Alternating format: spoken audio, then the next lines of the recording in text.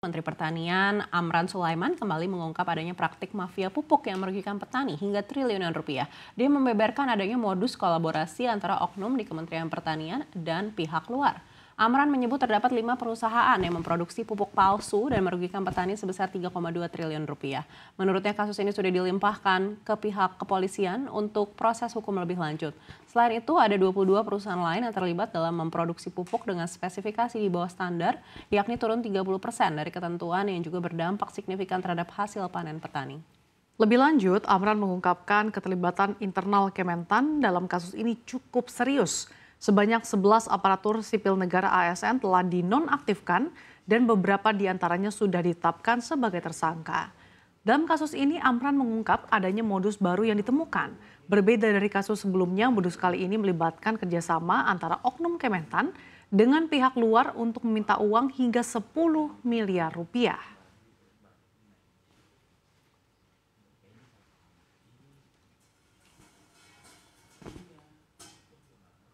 Ya sebenarnya udah nggak heran ya ada proyek-proyek seperti ini di Indonesia dan mirisnya adalah petani yang harus merasakan dampak negatifnya dari mafia pupuk ini. Padahal kan petani ini kan juga sangat bergantung sebenarnya dengan pupuk gitu. Kok bisa ya mereka tuh tega melakukan ini ke petani?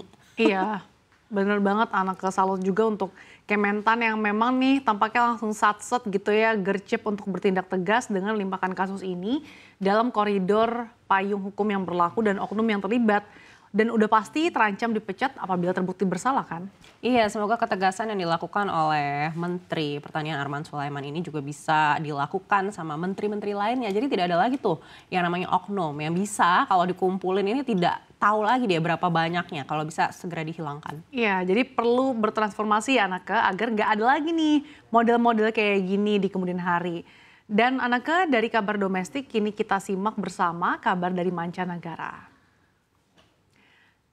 Kabar dari mancanegara yang pertama yaitu Uni Eropa menambahkan regulasi untuk aplikasi asal China seperti Temu, Shein dan juga e-commerce asal Amerika Serikat Amazon.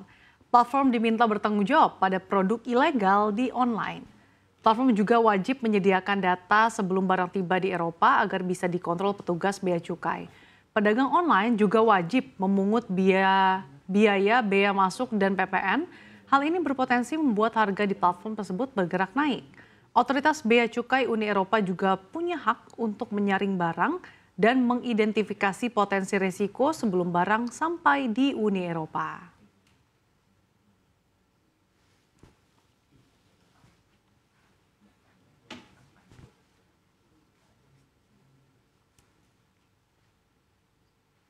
Syalini ini kalau sebelum Uni Eropa sebenarnya khusus untuk Temu ya Indonesia sudah duluan memblokir aplikasi yang dikenal dengan harga yang murah ini dari China. Ya, semakin kita patut mengapresiasi nih langkah pemerintah.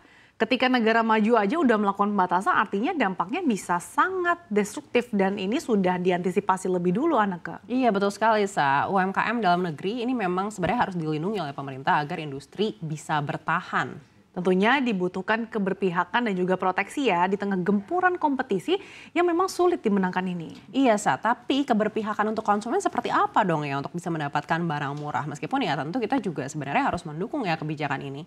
Ya diharapkan sih memang industri berputar, roda perekonomian akan menanjak dan menambah daya beli.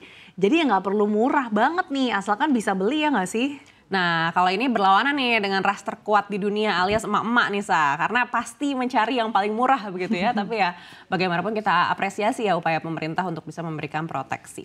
Ya selanjutnya Syal ini kita akan simak kabar yang dari mancanegara yang juga tidak kalah menarik.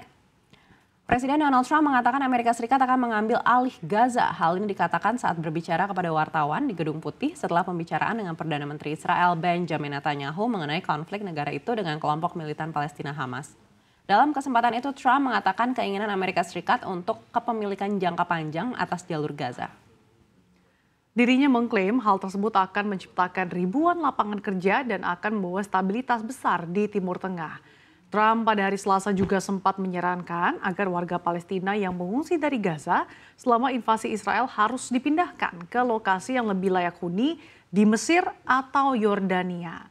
Sementara itu Netanyahu mengatakan bahwa pihaknya ingin memastikan bahwa Gaza tidak akan pernah menjadi ancaman bagi Israel lagi.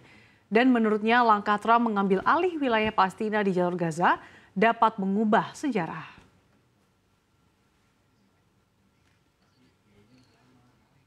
I do see a long-term ownership position, and I see it bringing great stability to that part of the Middle East and maybe the entire Middle East.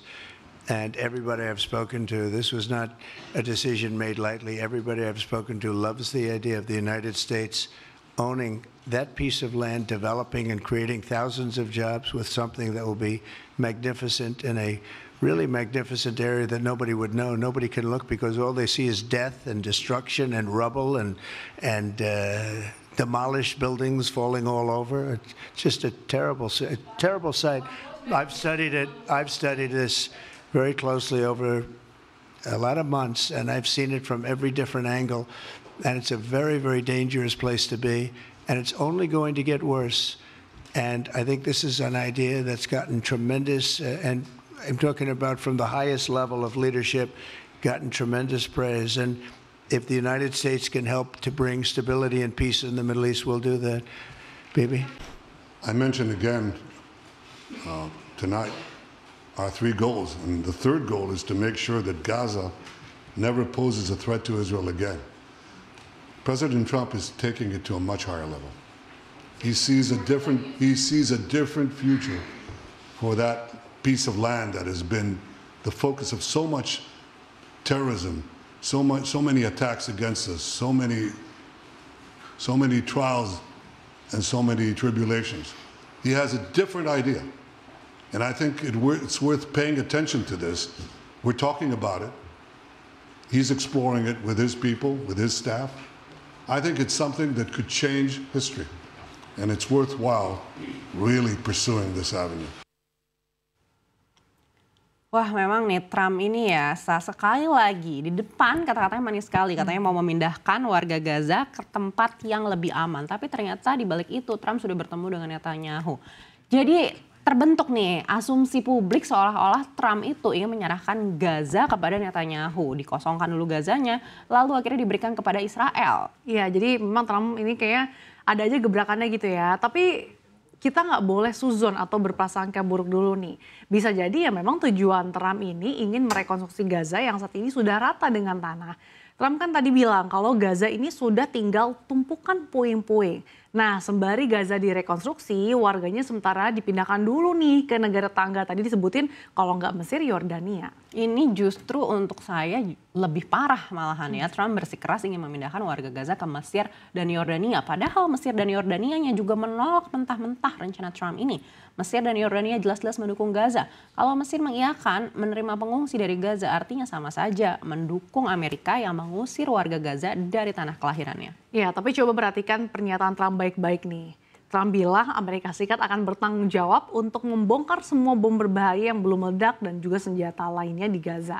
Kalaupun Trump mengatakan keinginan Amerika Serikat untuk menguasai Gaza dalam jangka panjang, dirinya mengklaim kalau hal tersebut ini akan menciptakan ribuan lapangan pekerjaan.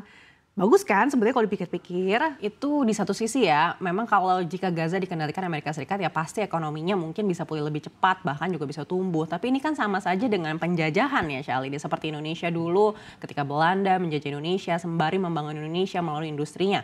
Meski ekonomi tumbuh tapi kan tetap saja namanya penjajahan, artinya tidak ada freedom atau kebebasan di situ begitu.